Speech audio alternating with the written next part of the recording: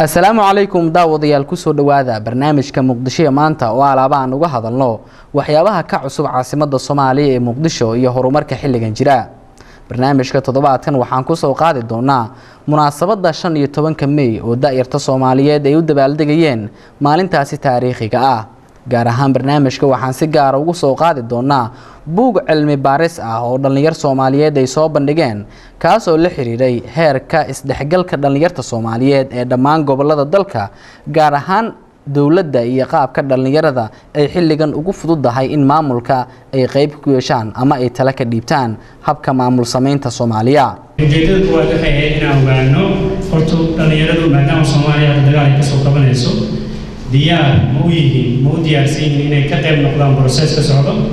roolkoodu ma fahamsan yihiin ma u diyaarsan yihiin inaan ogaano horta marka hore ayagu inaan ogaano, sidoo kale inaan maxaa la yiraahdaa aan ogaano aragtida ay ka qabaan sida ay wax u socdaan, perception ay ka qabaan sida maanta waddanku u socdo. labadaas ujeedada ayuu ahaa labada objective aan research-kan ka lahayn. laba qaab ayaan isticmaalay si aan research-kan u sameyno. mid waxay ahayd waraysi oo dheer ayaan waxaan leeyahay wasaaradda dhalinyarada, sidoo kale wasaaradda shaqada shaqaalaha iyo xafiiska wasaaradda, si aan u ogaano oo aan xog uga helno barnaamijyada iyo siyaasadaha ay dawladdu u talagashay dhalinyarada inay ku horumariso. qaabka labaad aan xogta ku raadinay waxay ahayd survey oo aan ka sameynay laga soo bilaabo Puntland ilaa Kismaayo marka laga reebo Somaliland, oo aan waraysanay dad ku dhow 384 qof oo isugu jira rag iyo dumar. 32% dadkaas waxay ahaayeen magaalada Muqdisho, halka 17% ay ka ahaayeen magaalo walba Kismaayo, Baydhabo, Cadaado iyo Garowe, oo min 17% dadka aan waraysanay. dadka aan waraysanay waxay isugu jireen da'dooda 15 ilaa 35 oo ah definition-ka Soomaaliya ama wasaaradda dhalinyaradu ay ku waafaqsan tahay in maxaa la yiraahdaa uu yahay qofka dhalinyaraha maanta ee Soomaaliya loo yahay 15 ilaa 35 ayuu ahaa. 59% dadka aan waraysanay waxay ahaayeen dad rag ah, 41% waxay ahaayeen dad oo dumar ah. waxyaabaha ugu horeeya oo positive-ka aan ogaanay waxaa ka mid ahaa in dhalinyaradu perception-ka ay ka qabaan oo maanta ay aaminsan yihiin uu yahay in marka loo eego sanadihii hore la soo dhaafay in ay aaminsan yihiin waddanku maanta inuu ka wanaagsan yahay marka loo eego sanadaha soo dhaafay. sidoo kale waxay dhalinyaradu ay intooda badan aan ogaanay 79% ka badan in future-ku Soomaaliya uu fiican yahay oo bright uu yahay maanta siduu yahay britain ka fiicnaan doonto.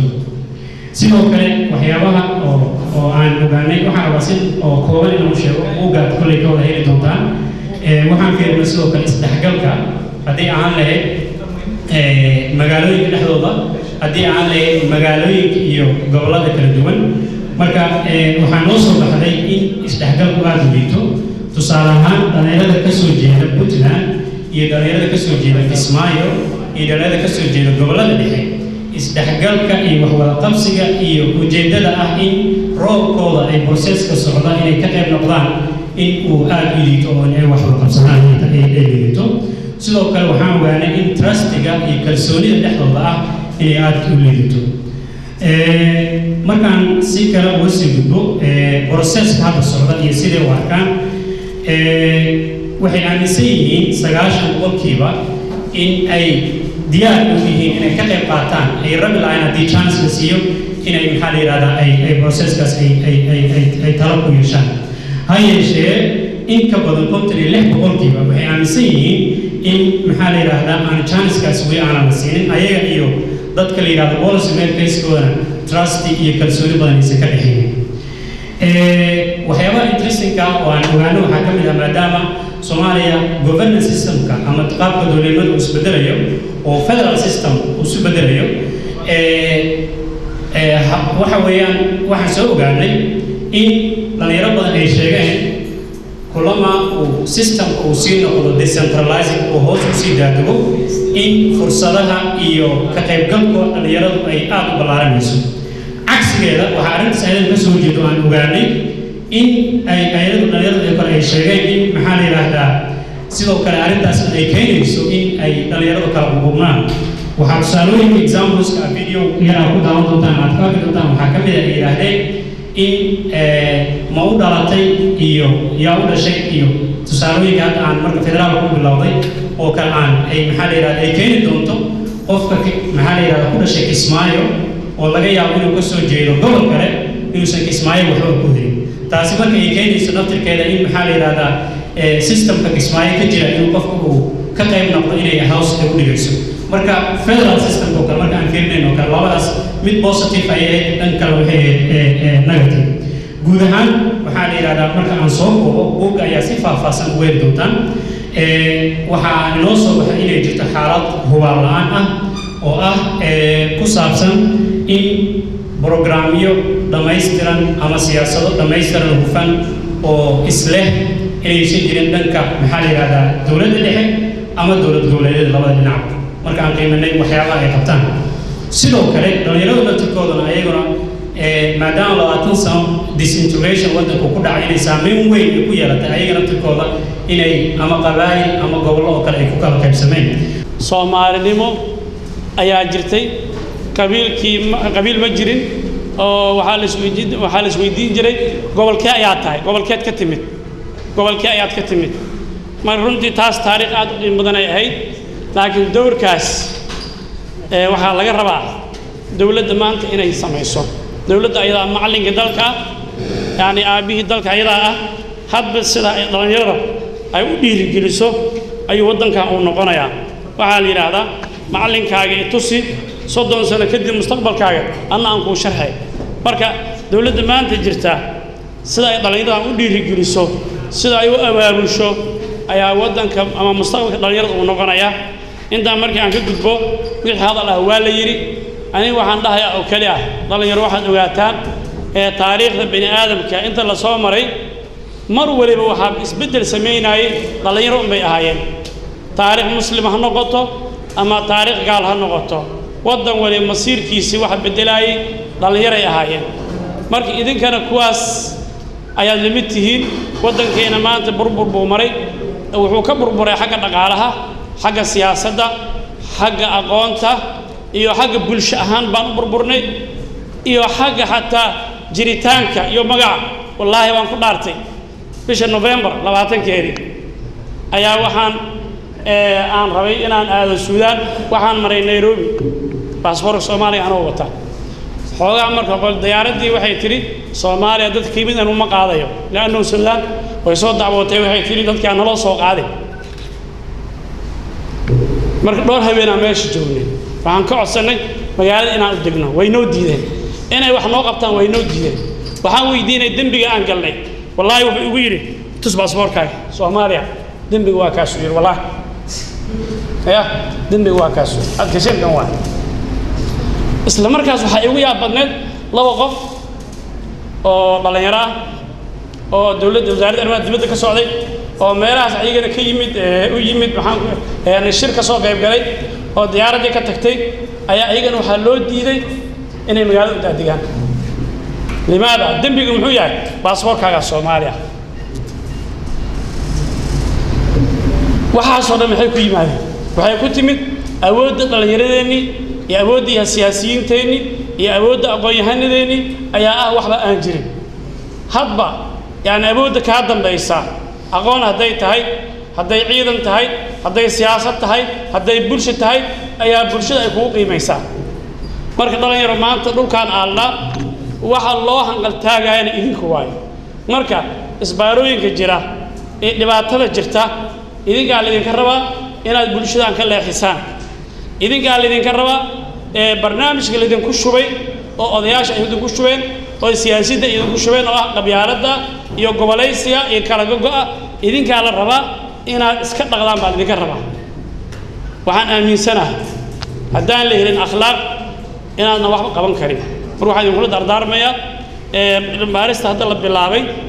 in la dhiirigeliyo in la sii wado wixii la ogaadayna haddana daawadooda in loo kuurgalo haddii aad shaqo dowladda ka sugto intay dowladdu shaqo sii kartaa horta adeerkaa wasiir ma yahay agaasimo guuba oo ku yahay jawaari iyo xasan sheekh iyo cabdirashiid wax isku tiri su-aalaha kuu soo dhacay laakiin haddii aad ku fikirtid adigu shaqo raadso abuur xaaladii shaqo heli kartaa qof kasta laakiin uu ku fikiro shaqo heli ee agaasimo noqo tabakaayo ama fura adduunyada tabakaayo goosa laga soo bilaabo ana baadiya xoog ku ilaalin marka beledka baada shaqa heli bulshada lagu siiyay adigu ku fikir inaad shaqada abuurtid kaliya ma samayn kartid koox dhalinyaro kuwa ah fikirkaas la qaado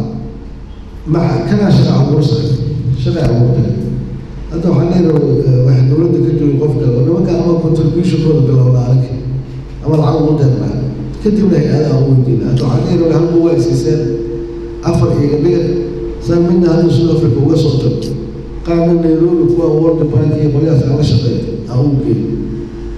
ama igu soo dira asoo soft copy ah soo sii gudbiyo laakiin haddii ogolaadaan madaxa dowladda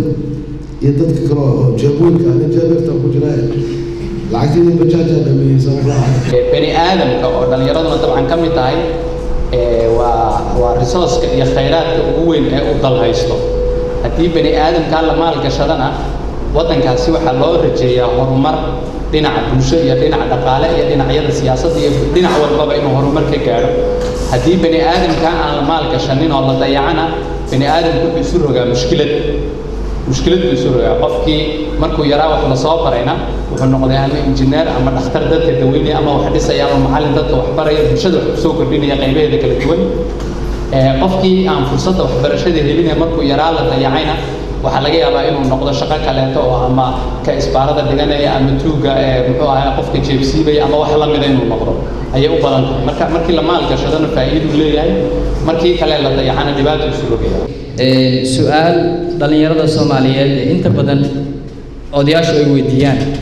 ama ayaga naftooda is weydiiyaan oo ah dalkan aan u jeednay Soomaaliya qariirada sabanka ah xuriyadiisa iyo in cadow ugu weyn adduunka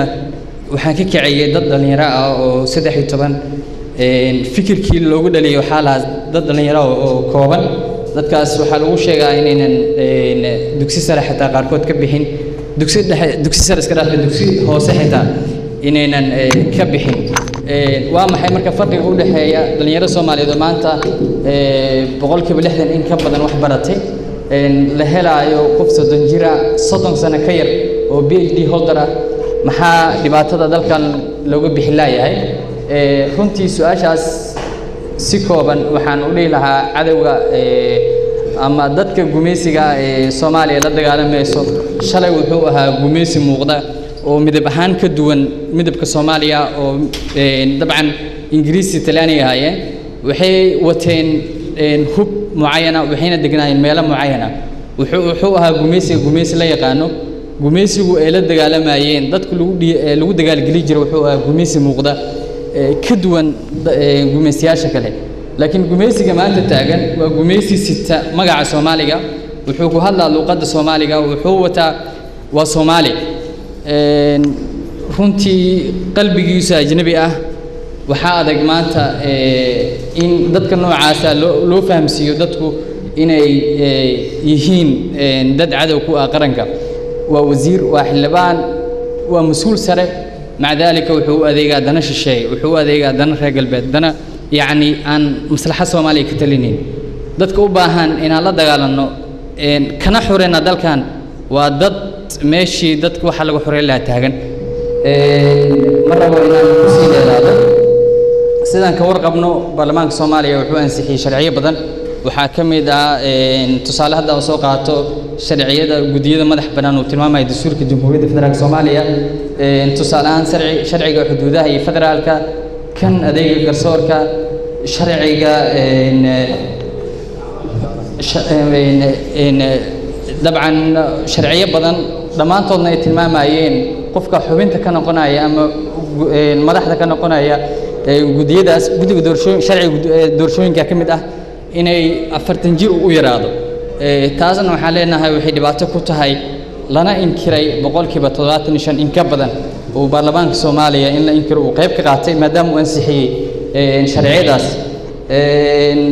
dabcan gudoomiyihii dhalinyarada ee baarlamaanka jooga cabashadeena dabcan waxaan rajaynaynaa inuu u gudbi doono golaha baarlamaanka kal fadhigan intaan la xirin waxaan ka rajaynaynaa in dib u eegis ku sameeyaan doonaan sharciyadaas shuruucdii iyo waxyaabihii fududayn lahaa iyo dhalinyarada in la istiicaabahay aaday noogu yihiin wixii marka maadaama ay bilow yihiin oo kacakuf lagu jiro fursadaas marka inta laga gaari karo stage-kii la rabay dhalinyarada in la gaaro iyo process-ka socdahay ma kugu sameeyso duruuftu in dadkii dhinacii kale ee qaldanaa ee dadkii dhibaataynaya laga wacyigeliyo dhalinyaradii marka mar walba ahi isu dheelir la'aantaas ay waxba isu dheelitirnayn duruufaha keenaya ka mid tahay dhalinyaradu in muxuu ahaayey aysan aad ugu xirmin dowladdii cabsi badan ay keento mashaakilka badan oo dhalinyarada ay ku jiraan qayb ay ka noqoto waxaa kaloo meesha laga hadlay dhibaatada haysta dhalinyarada waa tahriibka dadka tahriibaahay dad danyar ma ah dadka ugu dambeeyey ee badda militariga ku dhintay jaamacaday ka baxeen aqoon-yahan ay ahayn intooda badan waalidkoodna muxuu ahay guriyay u iibiyeen duruufaha marka sababi kara waxaa ka mid ah oo laga dhawaajiyey shaqo abuuristii la samayn lahaa ama mashaariicda dowladdu ay ku taageeraan hay-adaha United Nationska iyo intii taageertay beesha caalamkaba inay wataan shuruudo iyo duruufo aan u saamaxaynin ninka dhalinyarada ee waddanka wax ku bartay ee hooyadiisa aabihiisa ay ku soo koriyeen duruufta adag inuu fursaddaas ka faa'iidaysto taa marka in la wajahay wax laga qabto waa muhiim fariintana loo dhiibayna waa qaadaynaa biidni illaahi alkariim shuruudaha marka lagu xiro inuu qofkan baasaboor watahay waa waxyaabaha saacidaayo balaga loo lulaayo dhalinyarada inay tahriibaan dibadda in la tago duruufaha ka jiro dadkii tagaa og 20 sano dad ku nool ayaa ka soo noqday 30 sano dad ku nool ayaa ka soo noqday dadka duruuf adag ay ku nool yihiin markaa tagtid aaday muxuu ay u dhibaataysan ayaga naftoodii imisaa qoysas Soomaaliya oo aragteen oo ilmahoodii laga qaatay waalidiin ah oo dhibaato badan ay meesha ku haystaan imisaa xabsi ku jiro oo dhalinyaro ah dad badan oo dhalinyaro maangeli doona loo diidan yahay ilaa haddeer muxuu ahaay in baasaboorkii raadinayeen iyo waddankii tagayeen inay qaabilaan saaka u dambeysay aad media ka maqlayseen dad dhalinyaro oo dhowr iyo 20 ku dhawaad ah oo muxuu ahaay Mareykanka iyo meelo kala duwan dowladaha caalamka ka mid ah ku xiran loo diidan yahay in la aqoonsado duruufahaas marka ee dadkeenni saamaynta ku yeeshay waa dowr muhiim ah oo qof walba ah Soomaali ah saaran in la wada wajaho xagga dowladda waxaa lagu dadaali doonaa biidni illaahi alkariim lagana shaqaynayaa haddana dowladdu ay wada hadal kula jirtaa in dhalinyarada Soomaaliyeed loo furo inay waddanka rabaan wax ka soo bartaan sidii hore ahaan jirtayba qofkiina soo noqdo aqoontii u baahnaa meeshuu ka soo helo shaqadu doona soo heli karo sida annaga waddankeena loo yimaado dadka aan loogu xiran shuruudo adag iyo dhibaato badan aysan ka jirin كل مالين دوي برايم مينستر كولا شيء dhalinyarada Soomaaliyeed qayb kamid ah ahayd soo jeedintiisii ku aadana in xukuumaddiisu ay ka shaqeyn doonto arrintaas ayna ku maqan tahay duruufaha kale ee la sheegay ee dhibaatada keenayo ku aadana ku dhawaajiyay xogayaha dhalinyarada qaranka Soomaaliyeed ee ahaa gudiyada qaranka ee dadka dhalinyarada ah shuruudo adag lagu xiray shuruucdii la ansixiyay kala dhamaantood oo ku aadan 40 sano iyo wixii ka weyn dabcan dastuurka tilmaamayay lagama leexan karin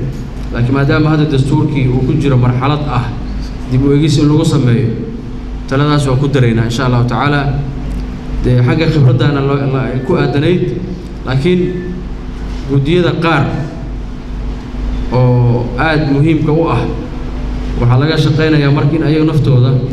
khibraddaas 40 sano ee meesha lagu qoray maadaama qofkiiba loo ogolaaday inuu xildhibaan ku noqon karo 20 sano in ayada nafteeda macquul laga dhigo dib u eegis lagu sameeyo liira marka 25 sano iyo wixii la mid ah si marka fursaddaas u timaado fursadda kale waxaan uga faa'iideysan doonaa ayada inaan message-kaas gaarsiino baarlamaanada dowlad goboleedyada ayagu naftooda shaqo abuuris badan ay ka imaan doonto xaggooda in aad looga taxadiro loogana fikiro dhalinyarada gobolladaasi joogto inay muxuu ahay fursad u helaan ka qaybgalka hannaanka dowlad goboleedka iyo sidoo kale heer dowlad federaal intaba waxa inaga maqan ee aynu u baahannahay inaynu si aynu u badbaadino dalkeenna u badbaadino qarannimadeenna u badbaadino midnimadeenna u badbaadino mustaqbalkeenna u badbaadino waxaynu u baahannahay in hadafka iyo ujeeddadu ay noqoto in la helo dowlad Soomaaliyeed oo mid ah waxa intaa ka sokeeyo oo dhan meel ay Soomaalida gaarsiin karaan lama arko ama qof baa isagu wax doonayo waana soo aragnay qabiila wax doonaya waa soo aragnay gobol baa wax doonaya waa soo aragnay jabhada wax doonaysa waa soo aragnay kooxa wax doonaysa waa soo aragnay waxa soo dhan marna badiil kama aha laguma bedelan karo dowladnimada Soomaaliyeed qarannimada Soomaaliyeed iyo midnimada Soomaaliyeed marka risaalada ugu muhiimsan ee dhaxalka ay dadkaas inooga tageen waa intaas waxa laga yaabaa marka nolosheena aynu aad u fiirino in wax intaas ka sokeeya aad ay noo mashquulinayaan anigu maxaan helayaa maalmahan aad waxaan u maqlaa dhalinyarada oo inta badan ka hadlaysa maxaa waxaana loogu sameyn waay maxaana loogu talagalay maxaa anagu nala siinayaa anigu waxay la tahay sheekadu meeshaas maanta ma joogto sheekada maanta waxay joogtaa maxaan aniga qaban karaa maxaan tari karaa maxaan beerin karaa maxaan samayn karaa si loo helo dowladnimadaas qarannimadeenna sharafteenna karaamadeenna midnimadeenna ay ku soo noqonayso inta marka aynu joogno aniga maxaa la iigu talagalay iyo maxaa la isiiyey iyo maxaa la isiinayaa annagoo wada og duruufaha maanta dowladnimadeenna ay ku taagan tahay meel dheer ma gaareen intaa waxaa sii dheer waxyaabaha dowladnimada hortaagan oo midnimadeenna hortaagan oo qarannimadeenna hortaagan ma aha waxay dowlado kaliya sameeyeen waa waxay dad isu tagay ay sameeyeen dadka isu tagay baa waxay ka shaqeeyaan in dowladnimadeenna ay dhantaalanto in dadka la qarxiyo in dadka la dilo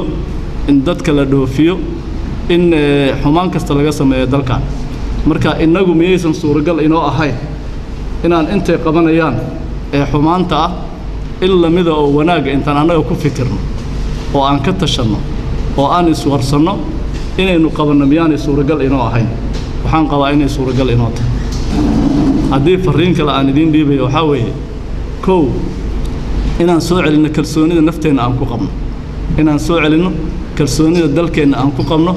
inaan soo celinno kalsoonida wax yar ee innaga aan haysanno aan ku qabno aad marar badan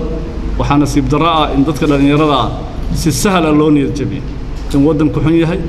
in xaaladdu xun tahay in ummaddu xun tahay in madaxdu xun tahay in baarlamaanku xun yahay in dowladdu xun tahay in wax kastaba inay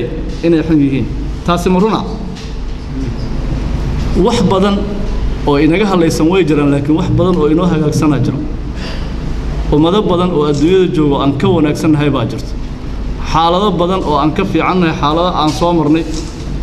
ayaa jirta laakiin annaga inaan indhaheenna furno marka haddii aan meel hoose wax ka fiirino oo aniga iyo qabiilkayga iyo aniga iyo mid kaleetoo danaystaa wuxuu ii sheegay keliya aan eega waxaa laga yaabaa in adduunyada mugdi igu noqoto sida xildhibaanku tilmaamayey dad baa $10,000 inta bixiyo ku tahriiba oo waxay isleeyihiin meel oo meeshan ka fiican iyo meel meeshan ka wanaagsan baad tegaysaan laakiin runtu waxay tahay meel meeshaada kaaga wanaagsan dalkaaga kaaga wanaagsan haba yaraatee ma jirto midda kale waxaa weeye waa inaan noqonnaa dad hal abuur leh waliba dadka dhallinyarada ah ee mashquulka badan aanan haysan aanay aad ugu mashquulin yacni waxa negatifeka aanay aad ugu mashquulin hal abuur badan inay sameeyaan ama hal abuurkaas ma aha kaliya suugaanta iyo dhaqanka iyo fanka oo wax loo baahan yahay laakiin hal abuur kaleeto bulshada sidee uga baxdaa meesha sidee xaafadan aniga aan deganahay iskuulka aniga aan dhigto jaamacadda aniga aan joogo masjidka aniga aan ku tukado dadka aniga aan la noolahay sidee wax isaga bedeli karaan inaan ka shaqeeyo waqti aad u badan waxa laga yaabaa dadku inuu uga baxo baarlamaankii maxaa laga sheegay oo aanu marna fiirinin xaafadda iyo dariskiisa iyo mashaakilka ka jira iyo waxa laga qaban karo waxa laga yaabaa in aad la isu weydiiyo maanta prime ministerkii muxuu sameeyay wasiirka muxuu sameeyay madaxweynaha muxuu sameeyay laakiin aanan laga wardoonin gudoomiyaha degmada ee dariskeena iyo xarunta degmada ee meeshaas ku taal maxaan u qaban karnaa aaminaada wax noogu qoran baasaboorkeen waa Soomaali nooguma qoran qabyaaladii iyo format safax liiraad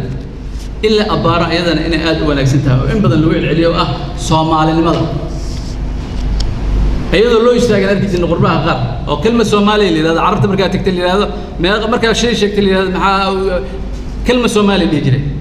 maanta waxa laga dhawaajinayaa gabadh walaasheen iyo odayaasha meesha ka hadlaaya ay sheegeen ma dareemaysid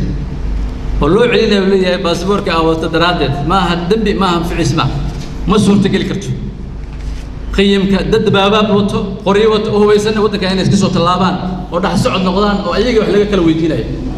nin warqad kaliya wato oo socdo Soomaaliya in la yiraahdo may baan ku noqonaysaa waxa ku timid waa wax kulay bal in la isweydiiyo baa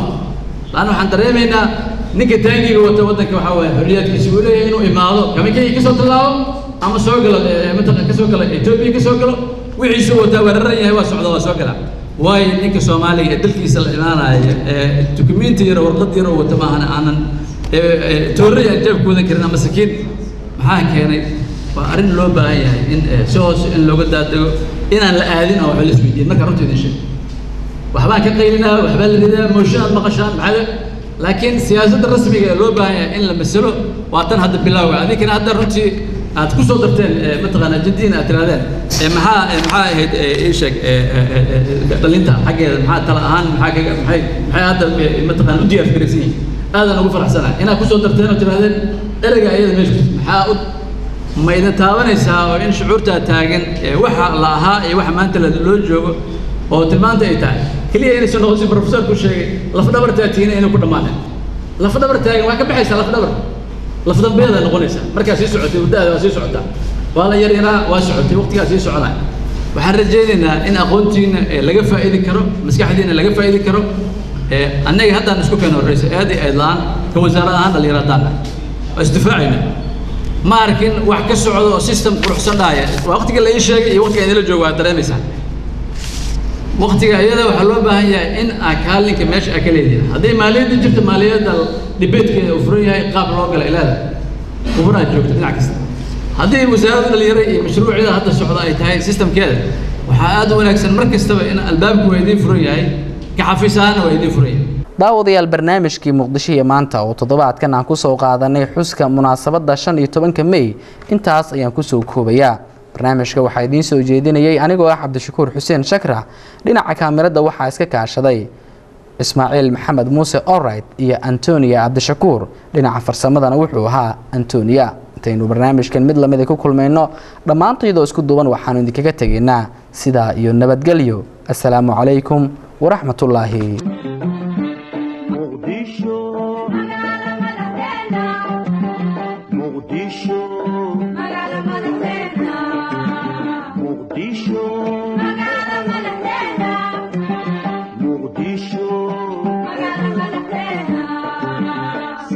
مراها لولكا موجدها بدوينتا